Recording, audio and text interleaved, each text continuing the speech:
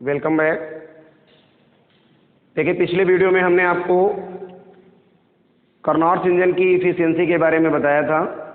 आज उसी इफ़िशियंसी के एक्सप्रेशन में किन बातों को हम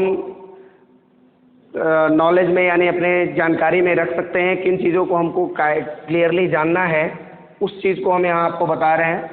हमने कल ये एक्सप्रेशन आपको फाइंड कराया था कार्नोट्स इंजन के लिए इफ़िशियंसी का, नीटा इज इक्वल टू होता 1 - T2/T1, where T2 is the temperature of sink and T1 is the temperature of source। यानी क्लियरली है, इस एक्सप्रेशन के आधार पे हमको मिलता है कि जो इफिशियंसी कार्नोट्स आइडियल इंजन की हमको फाइंड होती है, उस इफिशियंसी के आधार पे, इस एक्सप्रेशन के आधार पे ये क्लियर हो जाता है कि जो यानी कहने का मतलब है कि जो इफिशियंसी होगी कार्नोट्स इंजन की जो भी इफिशियंसी होगी वो केवल temperature of sink and source पे डिपेंड करेगी, सोर्स और सिंक के टेम्परेचर पे डिपेंड करेगी।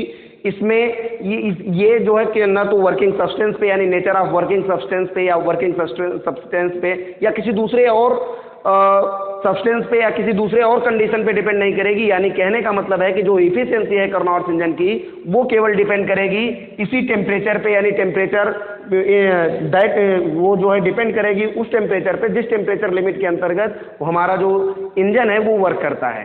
यानी कहने का मतलब है कि कार्नोट्स इंजन जिस टेम्परेचर लिमिट पे हमारा वर्क करता है उसी टेम्परेचर लिमिट पे उसकी इफिशियंसी डिपेंड करेगी। यानी efficiency of Carnot's engine is depend upon the temperature of source and sink, ऐसा हम कह सकते हैं। तो इसके आधार पे हमने यहाँ फर्स्टली नोटेड पॉइंट हमको पहली चीज याद रखने की है कि जो इफिशियंसी ऑफ कार्नोट्स इंजन हमको फाइंड होती है, कार्नोट्स इंजन की इफिशियंसी फाइंड होती है, इस एक्सप्रेशन के आधार पे हमको ये बात ध्यान रखनी है कि जो इफिशियंसी होगी कार्नोट्स इंजन की, द इफिशियंसी आप लिख सकते हैं कि efficiency of engine is only depends upon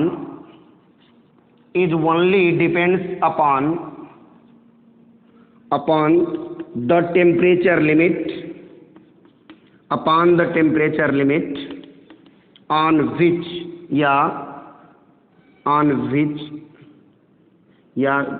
depends upon the temperature limit between which the engine works. यानी कहने का मतलब है कि efficiency of engine is only depends upon the temperature limit between which the engine works, या that is करके लिख सकते हैं कि only on the temperature of source and sink. यानी कार्नोट्स इंजन की जो इफिशियंसी होगी वो केवल टेम्परेचर ऑफ सोर्स और सिंक पे, यानी सिंक और सोर्स के टेम्परेचर पे डिपेंड करेगी। ये पहली बात हमको जाननी है। यानी कहने का मतलब है कि कार्नोट्स इंजन की इफिशियंसी केवल टेम्परेचर ऑफ सोर्स और टेम्परेचर ऑफ सिंक, यानी सिंक और सोर्स के टेम्परेचर, उस टेम्परेचर पे डिपेंड करेगी जिस टेम्परेचर लिमिट के अंतर्गत हमारा कार्नोट्स इंजन यानी कि हमारा इंजन वर्क करता है, केवल उसी टेम्परेचर लिमिट पे हमारी इफिशियंसी डिपेंड करेगी। इसमें यानी कहने का मतलब और किसी कंडीशन पे डिपेंड नहीं करेगी। कार्नोट्स इंजन की इफिशियंसी हमको इस एक्सप्रेशन के आधार पे ये बताता है कि इफिशियंसी केवल T1 और T2 की वैल्यू पे डिपेंड करेगी, यानी टेम्परेचर ऑफ सोर्स और सिंक पे डिपेंड करेगी। इसलिए हम यहाँ लिख सकते हैं कि efficiency of engine is only depends upon the temperature limit between which the engine works, यानी उस टेम्परेचर लिमिट के पर डिपेंड करेगा जिसके बीच में हमारा इंजन वर्क यानी कार्य करता है। ठीक, दैट इज करके हम लिख सकते हैं only on the temperature of source and sink, यानी केवल सोर्स और सिंक के टेम्परेचर पे डिपेंड करेगा। It does not depends upon the nature of working substance, यानी वर्किंग सब्सटेंस जैसे आइडियल गैस हमने कंसीडर किया है या कोई एयर हम कंसीडर कर लें, वर्किंग सब्सटेंस हम चाहे जो भी लें, लेकिन हमारा जो इंजन है अगर हम उसको करना, यानी जो भी हम इंजन कंसीडर कर रहे हो, कार्नोट्स इंजन जो हमारा होगा वो जिस टेम्परेचर लिमिट में वर्क करेगा केवल उसी टेम्परेचर पे डिपेंड करेगा। ये वर्किंग सब्सटेंस के नेचर पे, यानी हमने एयर ले लिया या आइडियल गैस हम कंसीडर कर रहे हैं या किसी और दूसरी गैस को अगर हम कंसीडर करें तो हम नेचर ऑफ वर्किंग सब्सटेंस पे डिपेंड नहीं करेगा, बल्कि हमारा इंजन जो इंजन की जो इफिशियंसी होगी, हीट इंजन की इफिशियंसी, वो डिपेंड करेगी only on the temperature of source and sink, source और सिंक के टेम्परेचर पे डिपेंड करेगी, या only on the temperature limit पे डिपेंड करेगी between which the engine work, उस टेम्परेचर लिमिट पे डिपेंड करेगी जिसमें हमारा इंजन कार्य करता है। ये पहला नोटेड पॉइंट है, ध्यान से देखने वाली बात है।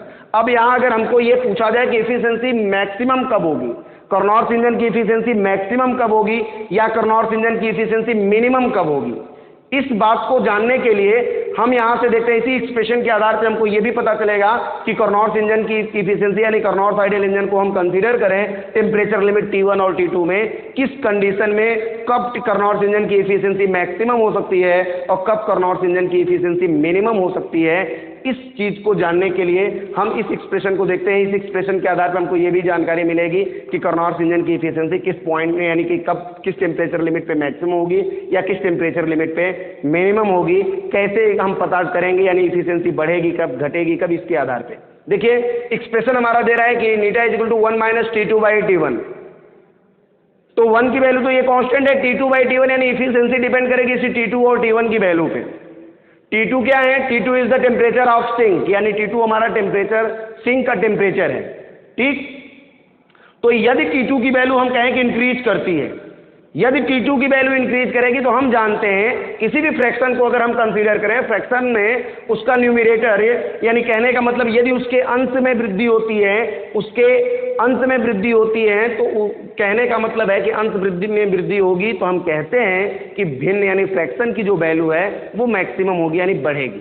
ठीक, तो T2 की वैल्यू अगर इंक्रीज करती है यानी T2 की वैल्यू अगर इंक्रीज करें, T1 की वैल्यू को कांस्टेंट कंसीडर करें, T1 की वैल्यू को हम कांस्टेंट मान लेते हैं T1 की वैल्यू को जैसे हम यहाँ कंसीडर कर लें एफिशिएंसी के लिए कि कब वैल्यू इंक्रीज करेगी, यानी T1 की वैल्यू को अगर हम कांस्टेंट कंसीडर कर लें और T2 की वैल्यू को मान लें कि T2 की वैल्यू इंक्रीज करती है, तो जब T2 की वैल्यू इंक्रीज करेगी तो T2/T1 की वैल्यू क्या होगी? T1 की वैल्यू को कांस्टेंट लेंगे, T2 की वैल्यू जब बढ़ेगी तो कहने का मतलब T2/T1 की वैल्यू यानी इस फ्रैक्शन का मान क्या होगा? बढ़ेगा। फ्रैक्शन की वैल्यू क्या होगी? इंक्रीज करेगी। जब फ्रैक्शन की वैल्यू इंक्रीज करेगी तो 1 में से जब यानी इसकी वैल्यू इंक्रीज करेगी तो इसमें जब भी घटाएंगे तो मैक्सिमम यहाँ से वैल्यू सब्सट्रैक्ट करेंगे 1 में से, तो जितनी वैल्यू यहाँ घटाएंगे तो कहने का मतलब मैक्सिमम वैल्यू आप यहाँ से सब्सट्रैक्ट करेंगे, मैक्सिमम वैल्यू सब्सट्रैक्ट करेंगे तो इसकी वैल्यू टोटली वैल्यू क्या होगी? कम होगी। यानी कहने का मतलब जब 1 में से हम सब्सट्रैक्ट करेंगे जो ये T2/T1 की वैल्यू को, T2/T1 की वैल्यू कब इंक्रीज करेगी? जब T2 की वैल्यू को हम माने कि T2 की वैल्यू क्या है? इंक्रीज करेगी। जब T2 की वैल्यू इंक्रीज करेगी तो T2/T1 की वैल्यू इंक्रीज करेगी, और जब T2/T1 की वैल्यू इंक्रीज करेगी तो इसमें से 1 में से जब T2/T1 की वैल्यू इंक्रीज करेगी, ज़्यादा घटाएंगे तो इफिशिएंसी नीटा की वैल्यू क्या होगी? नीटा इज डिक्रीजेज, नीटा की वैल्यू डिक्रीज करेगी। अब इसके आधार पे, इस तथ्य के आधार पे नीटा की वैल्यू डिक्रीज करेगी यानी एफिशिएंसी हमारी क्या होगी? डिक्रीज करेगी। कब? जब T2 की वैल्यू को इंक्रीज करेंगे और टेम्परेचर को क्या रखेंगे? T1 की वैल्यू को कांस्टेंट रखेंगे यानी T1 की वैल्यू को फिक्स करके T2 की वैल्यू को बढ़ाएंगे तो एफिशिएंसी कार्नोट्स इंजन की क्या होगी? डिक्रीज होगी। इस बात को भी हमको ध्यान रखना है। ठीक, अब यहां देखिए क्लियरली यहां से आता है क्या?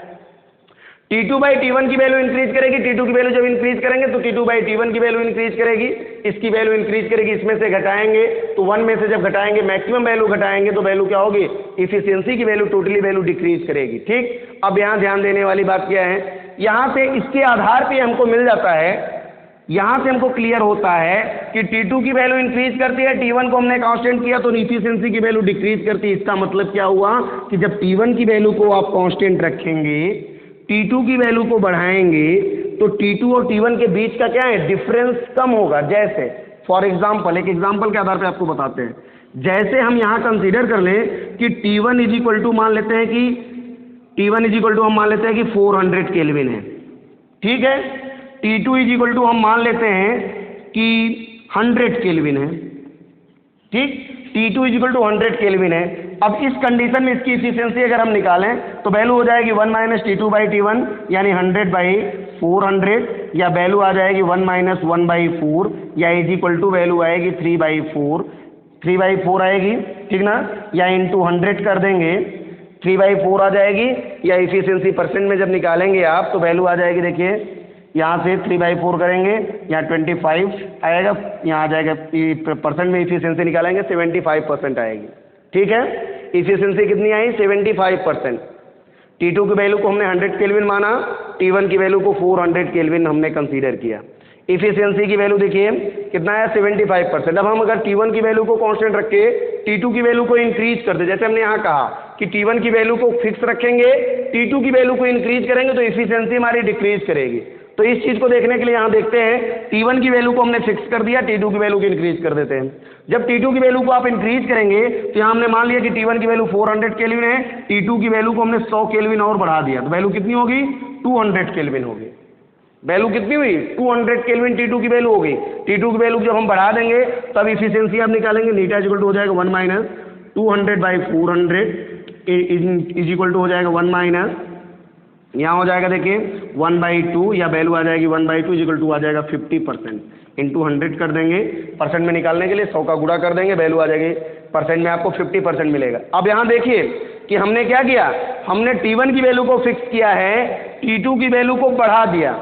जब T2 की वैल्यू को हमने बढ़ा दिया तो हमको क्या मिला, जब T2 की वैल्यू इंक्रीज करेगी T1 की वैल्यू फिक्स रहेगी, यानी यदि हम कहें कि जब when a engine is work between temperature limit T1 and T2, when the value of T2 is increases then the efficiency of engine is decreases, तब इफिशियंसी इंजन की क्या होगी? डिक्रीज करेगी। ऐसा हमने देखा, क्योंकि देखिए जब 100 केल्विन था तो इफिशियंसी 75% थी, हमने T2 की वैल्यू को 100 केल्विन और बढ़ा दिया तो वैल्यू क्या होगी, यानी इफिशियंसी 50% हो गई। यानी कहने का मतलब उसकी क्षमता क्या होती है? इफिशियंसी डिक्रीज कर गई जब T2 की वैल्यू इंक्रीज करती है। तो ऐसा क्यों हुआ? अब ये चीज हमको यहां मिलता है कि पहले T1 और T2 के बीच का जो डिफरेंस था, अगर हम T1 माइनस T2 करते तो वैल्यू आती 400 माइनस 100 इज इक्वल टू 300, ठीक है, 300 केल्विन मिलती। लेकिन अब अगर हमने T2 की वैल्यू को जब 200 केल्विन कर दिया, तब T1 माइनस T2 की वैल्यू निकालेंगे तो वैल्यू आ जाएगी 400 माइनस 200 इज इक्वल टू हो जाएगा 200 केल्विन। यानी कहने का मतलब है कि कार्नोट इंजन की इफिशियंसी मैक्सिमम होगी कब? जब T1 माइनस T2 यानी difference between the temperature limit is greater, जब टेम्परेचर लिमिट के बीच का डिफरेंस जो है होगा वो मैक्सिमम होगा, अधिक होगा, ग्रेटर होगा, यानी ज़्यादा से ज़्यादा होगा। T1 माइनस T2 के बीच का डिफरेंस जितना ज़्यादा होगा, T1 और T2 के बीच का डिफरेंस जितना अधिक होगा, उतना ज़्यादा इफिशियंसी हमको फाइंड होगी। यानी कहने का मतलब यहाँ देख लीजिए कि जैसे हमने यहाँ T1 माइनस T2 की value difference between the temperature limits हमने निकाला, तो टेम्परेचर लिमिट के बीच का डिफरेंस यहाँ 300 केल्विन है। इस केस में हम देख रहे हैं कि इफिशियंसी 75% है। लेकिन जैसे ही T1 माइनस T2 के बीच की वैल्यू यानी the difference between temperature limit decrease कर जाता है, कम होता है, वैसे ही इफिशियंसी कम हो जाती है। यानी कहने का मतलब है कि कार्नोट इंजन की जो इफिशियंसी है, फर्स्ट पॉइंट हमने आपको बताया कि कार्नोट इंजन की इफिशियंसी केवल टेम्परेचर लिमिट पे डिपेंड करता है। जिस टेम्परेचर लिमिट के अंतर्गत हमारा सिस्टम या हमारा वर्किंग सब्सटेंस वर्क करता है या इंजन हमारा वर्क करता है, ये नेचर ऑफ वर्किंग सब्सटेंस पे, ये वर्किंग सब्सटेंस के नेचर पे डिपेंड नहीं करेगा कि हम वर्किंग सब्सटेंस के रूप में हमने एयर को लिया है या हमने आइडियल गैस को लिया है, इस पे डिपेंड नहीं करेगा। ये डिपेंड केवल करेगा जिस टेम्परेचर लिमिट पे हमारा इंजन वर्क करता है, उसी टेम्परेचर लिमिट पे इफिशियंसी ऑफ इंजन डिपेंड्स करती है। ये पहला पॉइंट हो गया। दूसरा पॉइंट हमारा होता है कि यदि हम टेम्परेचर यानी कि यदि हम सिंक के टेम्परेचर को बढ़ाते हैं, if the temperature of sink is increases then the efficiency of engine is decreases. इसके आधार पे यानी कि यदि सिंक का टेम्परेचर हम इंक्रीज करेंगे तो इंजन की इफिशियंसी डिक्रीज करेगी। अगर आपसे कोई पूछे कि ऐसा क्यों होगा तो आप बताएंगे, इस फार्मूले के आधार पे भी आप लगा के दिखा सकते हैं, यानी कि सॉल्व करके एग्जाम्पल के आधार पे भी बता सकते हैं, या आप ये कह सकते हैं कि जब सिंक और सोर्स के बीच का जितना टेम्परेचर यानी डिफरेंस, सिंक और सोर्स के बीच का टेम्परेचर डिफरेंस जितना अधिक होगा, इफिशियंसी उतनी ज़्यादा होगी, और सिंक और सोर्स के बीच का टेम्परेचर डिफरेंस जितना कम होगा, इफिशियंसी उतनी कम होगी। समझ में आया कि नहीं? ये चीज़ हमको इस के आधार पे मिलता है। जब T2 की वैल्यू को इंक्रीज करेंगे, T1 की वैल्यू को फिक्स करके, तो T2 की वैल्यू जब इंक्रीज करेंगे तो T1 और T2 के बीच का डिफरेंस कम होगा, और डिफरेंस कम हुआ तो इफिशियंसी हमारी कम हो जाती है। हमने एग्जाम्पल के आधार पे आपको यहाँ दिखाया। तो दो कॉन्सेप्ट हमको, दो पॉइंट्स हमको मिल के आते हैं, निकल के आते हैं। दो पॉइंट्स हमको क्या मिला? एक पॉइंट मिला कि इफिशियंसी केवल टेम्परेचर पे डिपेंड करेगी, जिस टेम्परेचर लिमिट पे इंजन वर्क करता है उस टेम्परेचर लिमिट पे डिपेंड करेगी। यहाँ नेचर ऑफ वर्किंग सब्सटेंस से कोई मतलब नहीं है कि वर्किंग सब्सटेंस में हमने क्या लिया हुआ है, उस पर डिपेंड नहीं करता है। डिपेंड केवल करेगा किस पे? इंजन की इफिशियंसी डिपेंड्स करेगी केवल टेम्परेचर लिमिट पे, सोर्स और सिंक के टेम्परेचर पे। पहला पॉइंट। दूसरे पॉइंट में हमने आपको बताया कि जब T2 की वैल्यू को हम इंक्रीज करेंगे तो T1 की वैल्यू डिक्रीज, यानी T2 की वैल्यू को इंक्रीज करेंगे T1 की वैल्यू को फिक्स करके, तो इंजन की इफिशियंसी डिक्रीज होगी, इंजन की इफिशियंसी घटती है। तो यहाँ से इसके आधार पे हमको मिलता है एक कॉन्सेप्ट हमारा क्लियर हुआ कि T2 की वैल्यू के बढ़ने पे, यानी कि जब सिंक के टेम्परेचर को, सोर्स के टेम्परेचर को फिक्स करके सिंक के टेम्परेचर को बढ़ाया जाएगा तो इंजन की इफिशियंसी घटेगी। यानी इसका जस्ट अपोजिट अगर हम कंसीडर करें कि T1 की वैल्यू को फिक्स करके, T1 की वैल्यू को फिक्स करके सिंक के टेम्परेचर को यदि हम घटाएं तो इफिशियंसी हमारी इंक्रीज करेगी। यानी इतना अपने माइंड में बात सेट रखिए कि जब सिंक के टेम्परेचर को इंक्रीज करेंगे तो इफिशियंसी डिक्रीज करेगी, जब सिंक के टेम्परेचर को डिक्रीज करेंगे तो इफिशियंसी इंक्रीज करेगी। या ये बात रखिए, इसी के आधार पर हमने ये बताया कि इसका मतलब है कि सोर्स और सिंक के T1 और T2 के बीच का डिफरेंस जब घटेगा, T1 और T2 के बीच का टेम्परेचर डिफरेंस जब घटेगा तो इफिशियंसी घटेगी, T1 और T2 के बीच का टेम्परेचर डिफरेंस जब बढ़ेगा तो इफिशियंसी बढ़ेगी। ये दूसरा कॉन्सेप्ट हमारा निकल के बाहर आता है। तो इसके आधार पे हम दूसरे पॉइंट्स में लिख सकते हैं, यहाँ दूसरे पॉइंट में हम आपको लिख सकते हैं, ये बता सकते हैं, दूसरा पॉइंट हम लिख सकते हैं कि ग्रेटर द टेम्परेचर डिफरेंस, दूसरे पॉइंट में हम लिख सकते हैं कि ग्रेटर द टेम्परेचर डिफरेंस, या ऐसा लिख सकते हैं greater the difference between T1 and T2, greater the difference between T1 and T2, the efficiency, greater the difference between T1 and T2, यानी T1 माइनस T2 की वैल्यू क्या हो, greater यानी इंक्रीज करे, जब इंक्रीज करे, greater the difference between T1 and T2, यानी T1 minus T2 की वैल्यू क्या हो, इंक्रीज करे, तब हम यहाँ लिख सकते हैं द इफिशियंसी ऑफ इंजन,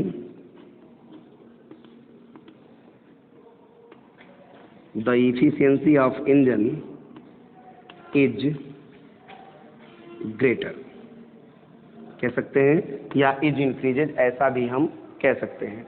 यानी कहने का मतलब T1 और T2 के बीच का टेम्परेचर डिफरेंस अगर इंक्रीज करता है, बढ़ता है, तो T1 और T2 के बीच का डिफरेंस, यानी T1 और T2 के बीच का अंतर यदि बढ़ता है तो इफिशियंसी इंजन की बढ़ेगी। यानी कहने का मतलब है कि T1 और T2 के बीच के डिफरेंस को हम केवल तब बढ़ा सकते हैं, या तो हम T2 की वैल्यू को कम करें, T2 की वैल्यू को कम करें, तब T1 और T2 के बीच का डिफरेंस बढ़ सकता है, या हम T1 की वैल्यू को इंक्रीज करें, यानी या तो हम सोर्स के टेम्परेचर को इंक्रीज करेंगे तब T1 और T2 के बीच का डिफरेंस बढ़ सकता है, यानी सोर्स के टेम्परेचर को जब हम बढ़ाएंगे सिंक के टेम्परेचर को फिक्स करके, तब भी T1 और T2 के बीच का डिफरेंस, यानी T1 माइनस T2 की वैल्यू इंक्रीज करेगी और इफिशियंसी इंजन की इंक्रीज करेगी। ठीक, यदि हम T1 की वैल्यू को फिक्स रखें तो T2 की वैल्यू की यदि हम घटाएंगे, जब T2 की वैल्यू को घटाएंगे तब भी T1 माइनस T2 की वैल्यू इंक्रीज करेगी और इफिशियंसी इंक्रीज करेगी। इसके अपोजिट यदि हम T1 को फिक्स करके T2 की वैल्यू को बढ़ाएंगे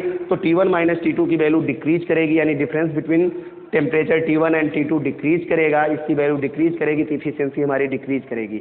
यदि हम T2 की वैल्यू को फिक्स करके T1 की वैल्यू को घटाएंगे, फिर भी T1 माइनस T2 की वैल्यू क्या होगी, डिक्रीज करेगी और इफिशियंसी हमारी डिक्रीज करेगी। इस प्रकार से दो पॉइंट हमने आपको बताए। पहला कि टेम्परेचर पे डिपेंड करेगा, केवल सोर्स और सिंक के टेम्परेचर पे, नेचर ऑफ वर्किंग सब्सटेंस से कोई मतलब नहीं है। दूसरे पॉइंट में हमने बताया कि difference between the temperature of source and sink जितना ज़्यादा रहेगा इफिशियंसी हमको उतनी ही ज़्यादा प्राप्त होगी। ठीक, तीसरा पॉइंट यहाँ हम लेते हैं। ठीक है, तीसरे पॉइंट में हम आते हैं कि इसके आधार पे हमको ये क्लियर हो गया कि T1 T2 के बीच का डिफरेंस अधिक होगा तो इफिशियंसी अधिक होगी, T1 T2 के बीच का डिफरेंस कम होगा तो इफिशियंसी कम होगी। ठीक, नेक्स्ट पॉइंट में हम ये जानते हैं कि यहाँ देखिए, हम ये जानते हैं कि since T1 is greater than T2, T1 is greater than T2, यानी कि हमेशा सोर्स का टेम्परेचर जो होगा वो सिंक के टेम्परेचर से अधिक होगा। जब T1 की वैल्यू T2 से अधिक होगी तो ऑलवेज हम ये जानते हैं कि T1 की वैल्यू जब T2 से अधिक होगी तो T2 बाई T1 की वैल्यू हमेशा 1 से कम होगी, T2 बाई T1 की वैल्यू हमेशा 1 से कम आएगी। और जब T2 बाई T1 की वैल्यू 1 से कम होगी, यहाँ ध्यान दीजिएगा, तो यहाँ से हम इस प्रकार से लिख सकते हैं कि द इफिशियंसी T1 की वैल्यू जब T2 से अधिक रहेगी तो T2/T1 की वैल्यू हमेशा 1 से कम होगी। यानी कहने का मतलब इफिशियंसी जब हम निकालेंगे तो एक में से कुछ भी वैल्यू को घटाएंगे, यानी हमेशा जो भी वैल्यू आएगी इफिशियंसी की वो 1 से कम आएगी। यानी T2/T1 की वैल्यू 1 के बराबर नहीं हो सकती, यानी T2 और T1 की वैल्यू आपस में इक्विवेलेंट नहीं हो सकती है कि T1 और T2 की वैल्यू आपस में बराबर हो जाए। जब T1 और T2 की वैल्यू आपस में बराबर हो जाएगी तो इफिशियंसी यहाँ से हम निकालेंगे, इफिशियंसी 0 मिलेगी। लेकिन T1 और T2 की वैल्यू आपस में इक्वल कभी नहीं हो सकती है, इसलिए हम यहाँ जानते हैं कि since T1 is greater than T2, T1 की वैल्यू हमेशा T2 से अधिक होगी, यानी T2/T1 की वैल्यू ऑलवेज 1 से कम होगी, यानी 1 से कम होगी। और इसलिए जब भी 1 से कम होगी तो इफिशियंसी के फार्मूले में के आधार पे, हम इफिशियंसी के एक्सप्रेशन के आधार पे ये हम कह सकते हैं कि efficiency of engine is always less than unity या इज ऑलवेज लेस देन 1, यानी कि हमेशा जो इफिशियंसी इंजन की होगी वो 1 से कम होगी। जिसके आधार पर हमने तीसरे पॉइंट को लिखा है कि the efficiency of Carnot's engine will always be less than unity, यानी 100%, या ये यूनिटी का मतलब 1 से कम होगी, यानी 100% से हमेशा इफिशियंसी जो इंजन की होगी वो कम होगी। That is the efficiency of Carnot's engine, that the efficiency of Carnot's engine can never be equal और मोर देन यूनिटी, यानी कभी भी ना तो 1 के बराबर होगी न ही 1 से अधिक होगी। कैन नेवर बी इक्वल और मोर देन यूनिटी, यानी ना तो 1 के बराबर होगी कभी भी। इसकी इफिशियंसी 1 के बराबर कब होगी? जब T2 की वैल्यू 0 केल्विन हो जाए। जब T2 की वैल्यू 0 केल्विन यानी सिंक का टेम्परेचर 0 केल्विन हो जाए, एब्सोल्यूट 0 टेम्परेचर पे अगर हम सिंक को कंसीडर करें तो इफिशियंसी इसकी 1 के बराबर होगी। इसलिए हम जानते हैं कि since T1 is always greater than T2, then हम कह सकते हैं कि the efficiency of Carnot's engine will always be less than unity, और हम कह सकते हैं कि the efficiency of Carnot's engine can never be equal or more than unity, यानी कहने का मतलब ना तो कभी 1 के बराबर हो सकती है, यानी कि 100% के बराबर उसकी इफिशियंसी आएगी, ना ही कभी भी 100% से अधिक उसकी इफिशियंसी आएगी। यानी जब भी कार्नोट्स इंजन की इफिशियंसी हम फाइंड करेंगे वो हमेशा कार्नोट्स इंजन की इफिशियंसी क्या होगी? 1 से कम होगी। क्यों? क्योंकि हम जानते हैं कि the temperature of source is always greater than the temperature of sink. ठीक है, नेक्स्ट पॉइंट हमारा है कि the efficiency of Carnot's engine can be unity. Efficiency of Carnot's engine can be unity, यानी कि कार्नोट्स इंजन की efficiency 1 के बराबर हो सकती है। कब? ओनली व्हेन, केवल तब, when the temperature of sink is equal to 0 kelvin, यानी जब टेम्परेचर ऑफ सिंक, यानी कहने का मतलब है कि सिंक का जो टेम्परेचर है वो 0 डिग्री केल्विन के बराबर होगा, यानी 0 केल्विन के बराबर होगा सिंक का ताप। जब एब्सोल्यूट 0 टेम्परेचर पे हम कंसीडर करेंगे तब इसकी इफिशियंसी 1 के बराबर हो सकती है। यानी कहने का मतलब जब T2 की वैल्यू 0 केल्विन हो जाएगी, यानी एब्सोल्यूट 0 टेम्परेचर पे जब T2 की वैल्यू को आप कंसीडर करेंगे, जब T2 की वैल्यू एब्सोल्यूट 0 टेम्परेचर पे कंसीडर किया जाएगा, उस समय जितनी भी हीट हम सप्लाई करेंगे सिस्टम को सोर्स के माध्यम से, यानी कि हमारा जो सिस्टम होगा, वर्किंग सब्सटेंस होगा, वो हायर टेम्परेचर सोर्स से जितनी अमाउंट ऑफ हीट एब्जॉर्ब करेगा वो सारे के सारे हीट को क्या करेगा? वर्क डन में कन्वर्ट करेगा, जो कि संभव नहीं है। यहाँ हम लिखते हैं कि that is the heat absorb from higher temperature source is totally converted into work, यानी जितना हीट वो एब्जॉर्ब करेगा सोर्स से वो सारी की सारी हीट को कहाँ कन्वर्ट करेगा?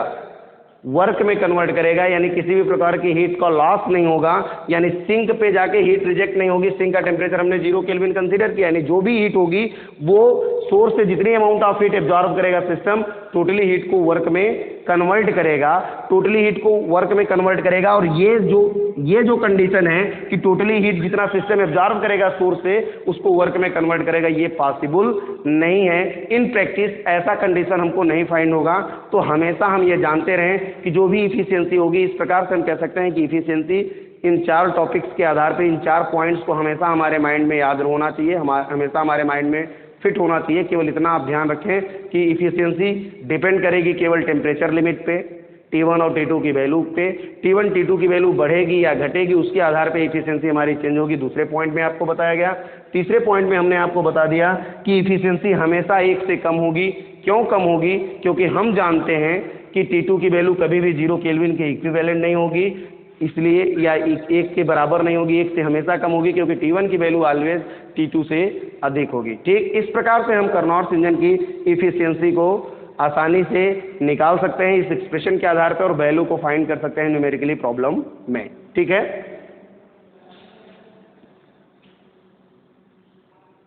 ठीक है। नेक्स्ट हमारा टॉपिक है efficiency of Carnot's engine in term of adiabatic compression ratio. Efficiency of Carnot's engine in term of temperature या efficiency of Carnot's engine in term of heat हमने आपको निकलवाया है पीछे वीडियो में। जो हमने efficiency of Carnot's engine find किए हैं हीट के पदों टर्म में, हीट के टर्म में हमको मिले 1 - Q2/Q1 और टेम्परेचर के टर्म में हमको मिले 1 - T2/T1। उस पर हमने अभी डिस्कस करके पीछे आपको दिखाया, ठीक है। आगे हमारा जो टॉपिक है efficiency of Carnot's engine in term of adiabatic compression ratio, adiabatic compression ratio जिसको हम रो से भी डिनोट करते हैं, रो से भी डिनोट करते हैं। इसी कंप्रेशन एडियाबैटिक कंप्रेशन रेशियो के पदों में हमको इफिशियंसी की वैल्यू को फाइंड करना है। तो एडियाबैटिक कंप्रेशन रेशियो है क्या, सबसे पहले इसको जानते हैं। उसी के आधार पे हम एडियाबैटिक कंप्रेशन रेशियो के टर्म में हम इफिशियंसी के फार्मूले को रिड्यूस करेंगे और इफिशियंसी के फार्मूले को हम एक्सचेंज कर देंगे एडियाबैटिक कंप्रेशन रेशियो में। कैसे करेंगे देखिएगा। The efficiency of Carnot's engine may be expressed in term of adiabatic compression ratio, जिसको हम रो से डिनोट करते हैं, इसलिए हमने ब्रैकेट में रो लिखा हुआ है। Adiabatic compression ratio rho which is defined as the ratio of initial and which is defined as the ratio of final and initial volume of gas in adiabatic process। यानी adiabatic process में जब हमारा यानी कि gas जो हम consider कर रहे हैं, जो वर्किंग सब्सटेंस हमने लिया है, जो वर्किंग सब्सटेंस हमारा एडियाबैटिक प्रोसेस में होगा तो उसके फाइनल और इनिशियल वॉल्यूम का जो रेशियो होगा वही एडियाबैटिक कंप्रेशन रेशियो या एडियाबैटिक एक्सपेंशन रेशियो कहा जाता है। जैसे in the Carnot ideal engine the engine is suffered from the 4 operation. Engine हमारा 4 ऑपरेशन यानी 4 संक्रियाओं से होकर गुजरता है। पहली संक्रिया हमारा आइसोथर्मल एक्सपेंशन है, दूसरी संक्रिया दूसरा ऑपरेशन हमारा होता है एडियाबैटिक एक्सपेंशन का, तीसरे ऑपरेशन में आइसोथर्मल कंप्रेशन और चौथा ऑपरेशन हमारा होता है एडियाबैटिक कंप्रेशन। यानी जब आइडियल गैस इंजन की बात करेंगे, हम आइडियल इंजन की बात करेंगे तो आइडियल इंजन हमारा 4 ऑपरेशन से होकर गुजरता है, जिसमें 2 आइसोथर्मल और 2 एडियाबैटिक होते हैं। तो जब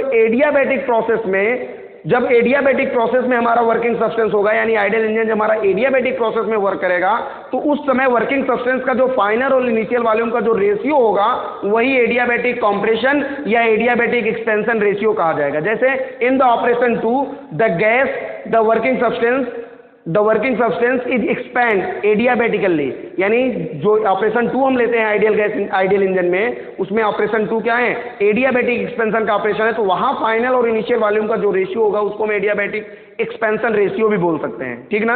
और जब हमारी गैस क्या होती है, गैस वर्किंग सब्सटेंस हमारा D2A जाता है, यानी कहने का मतलब 4th ऑपरेशन में जब हम 4th ऑपरेशन में लेते हैं तो 4th ऑपरेशन जो हमारा होता है एडियाबैटिक कंप्रेशन होता है। वहां गैस हमारी कंप्रेस्ड होती है एडियाबैटिकली, तो वहां पे जो रेशियो हमको फाइंड होगा उस प्रोसेस में उसको हम एडियाबैटिक कंप्रेशन रेशियो कहते हैं। तो चाहे हम एडियाबैटिक एक्सपेंशन रेशियो बोलें या एडियाबैटिक कंप्रेशन रेशियो बोलें, डेफिनेशन हमारी क्या होगी, the ratio of final and initial volume of gas in the adiabatic process. यानी एडियाबैटिक प्रोसेस में गैस के फाइनल और इनिशियल वॉल्यूम का जो रेशियो होगा वही रेशियो हमारा एडियाबैटिक कंप्रेशन रेशियो कहा जाएगा। इसको हम एडियाबैटिक एक्सपेंशन रेशियो भी बोलते हैं। अगर गैस हमारी एडियाबैटिकली एक्सपेंड हो रही है तो फाइनल वॉल्यूम और इनिशियल वॉल्यूम का जो रेशियो होगा वो हमारा एडियाबैटिक एक्सपेंशन रेशियो कहा जाएगा। यदि गैस हमारी एडियाबैटिकली कंप्रेस्ड हो रही है तो उसी को हम कहेंगे फाइनल और इनिशियल वॉल्यूम का जो रेशियो होगा वो हमारा एडियाबैटिक कंप्रेशन रेशियो कहा जाएगा। तो चाहे एडियाबैटिक कंप्रेशन रेशियो कहिए चाहे एडियाबैटिक एक्सपेंशन रेशियो कहिए, बात एक ही है, ठीक है। तो इसके आधार पर हमने लिखा, उसी डेफिनेशन के आधार पर हम लिखते हैं कि rho is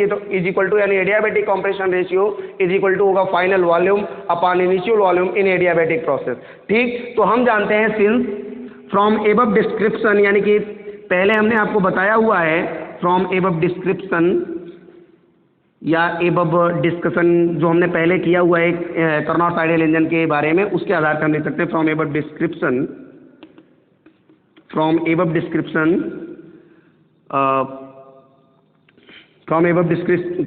from B to C and from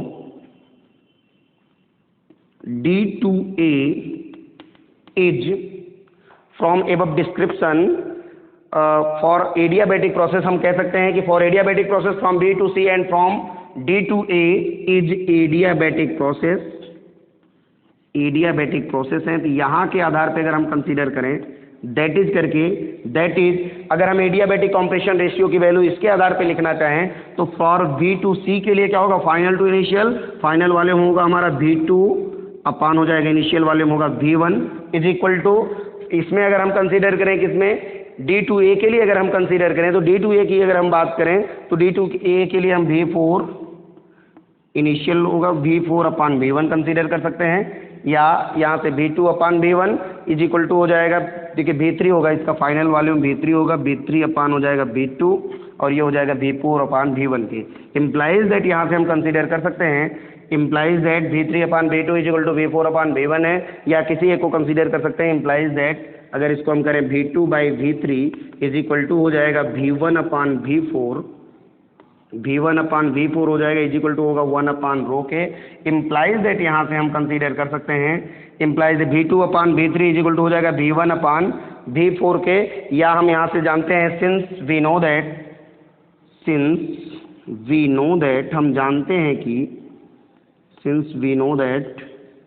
हम जानते हैं T2 upon T1 is equal to होता है, T2 अपान T1 की जब वैल्यू निकालेंगे तो T2 upon T1 is equal to होगा, यहाँ कंसीडर कर सकते हैं हम T2 upon T1 is equal to हम कंसीडर कर सकते हैं V2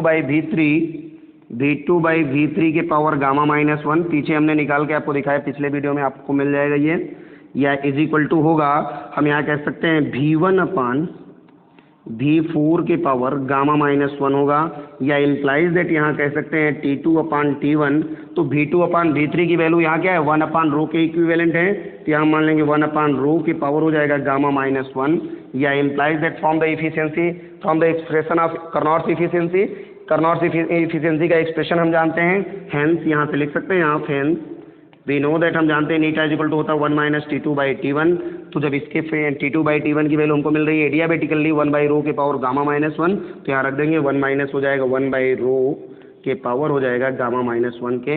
इम्प्लाइज दैट यहाँ से आप कर सकते हैं, इम्प्लाइज दैट हमको वैल्यू मिल जाएगी नीटा is equal to 1 minus 1 by rho के पावर गामा माइनस 1 के। ये हमारा हो जाएगा इफिशियंसी इन एडियाबैटिक प्रोसेस, या कह सकते हैं efficiency of Carnot's engine in adiabatic compression ratio या adiabatic expansion ratio, where rho is the adiabatic compression ratio और एडियाबैटिक एक्सपेंशन रेशियो। रो की वैल्यू क्या होती है, फाइनल और इनिशियल वॉल्यूम का जो रेशियो होगा वही एडियाबैटिक कंप्रेशन रेशियो कहा जाता है, या एडियाबैटिक एक्सपेंशन रेशियो, यानी एडियाबैटिक प्रोसेस में फाइनल और इनिशियल वॉल्यूम का रेशियो एडियाबैटिक कंप्रेशन रेशियो या एडियाबैटिक एक्सपेंशन रेशियो कहा जाता है। उसी के आधार पे हम कार्नोट्स इफिशिएंसी के फार्मूले को निकालेंगे। हम जानते हैं कि रो इज इक्वल टू, जब हम प्रोसेस में होंगे from B to C, B से C पे जब जाएंगे तो हमारा वॉल्यूम क्या होगा, B से C पे जाएंगे फाइनल वॉल्यूम V3 होगा, इनिशियल वॉल्यूम V2 होगा। इसी प्रकार से हम यहाँ इसके लिए ले सकते हैं फ्रॉम D टू A के लिए V4 बाई V1 हो जाएगा। इम्प्लाइज दैट यहाँ से हम लिख सकते हैं V2 by V3 is equal to V1 by V4 consider कर सकते हैं, इज इक्वल टू हो जाएगा 1 by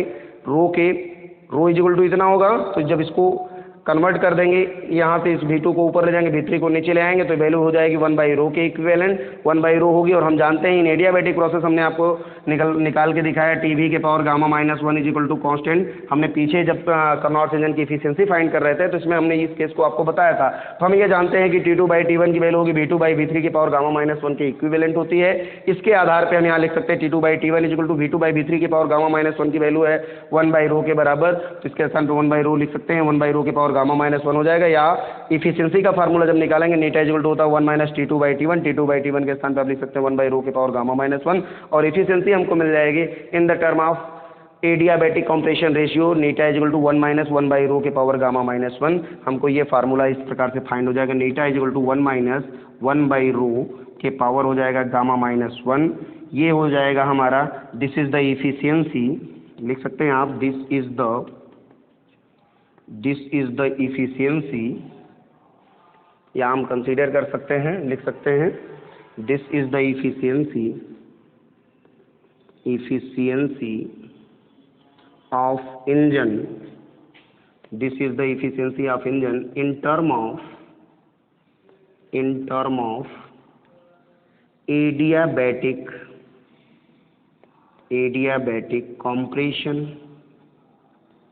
compression ratio. That is, if the value of rho is find and the value of gamma is find, then we calculate the value of efficiency of Carnot's engine। यानी यदि हमको adiabatic compression ratio की value पता रहे और gamma यानी specific heat ratio की value अगर हमको पता रहे तो हम आसानी से इफिशिएंसी के फार्मूले के आधार पे कार्नोट्स इंजन की इफिशिएंसी को फाइंड कर सकते हैं। ठीक है, तो इस प्रकार से हमने आज के इस वीडियो में हमने आपको बताया कि इफिशिएंसी ऑफ कार्नोट्स इंजन की वैल्यू जो T1 और इफिशिएंसी ऑफ कार्नोट्स इंजन किन बातों पे depend, efficiency of Carnot's engine का जो एक्सप्रेशन है वो किन बातों पे डिपेंड करता है, किन चीज़ों को बढ़ाने या घटाने से इफिशिएंसी हमारी बढ़ेगी या घटेगी, किस कंडीशन में उसकी इफिशिएंसी 1 के बराबर हो सकती है या 1 से कम क्यों रहती है, इन सारी बातों को हमने बताया। साथ साथ हमने आपको इफिशिएंसी ऑफ कार्नोट्स इंजन की वैल्यू को जो हम efficiency of Carnot's engine in the term of heat and efficiency of Carnot's engine in the term of temperature हम जानते हैं, हम उसी प्रकार से efficiency of Carnot's engine in the term of adiabatic compression ratio आपको बताते हैं। Efficiency of Carnot's engine in the term of adiabatic compression ratio is equal to होता है 1 - 1 बाई रो के power gamma -1 where rho is the adiabatic compression ratio या this is also known as the adiabatic expansion ratio. ठीक, and their definition is given in the above statement. ठीक है, इस प्रकार से हम आसानी से इफिशिएंसी को फाइंड कर सकते हैं एडियाबैटिक कंप्रेशन रेशियो में और आसानी से इसके आधार पे हम न्यूमेरिकली प्रॉब्लम को सॉल्व कर सकते हैं। यानी यदि हमको इसके आधार पे आंकित प्रश्न सॉल्व करने हो तो आसानी से अगर हमको एडियाबैटिक कंप्रेशन रेशियो रो की वैल्यू पता रहे और गामा यानी कि स्पेसिफिक हीट रेशियो पता रहे तो हम आसानी से इफिशिएंसी की वैल्यू को फाइंड कर सकते हैं। That's all.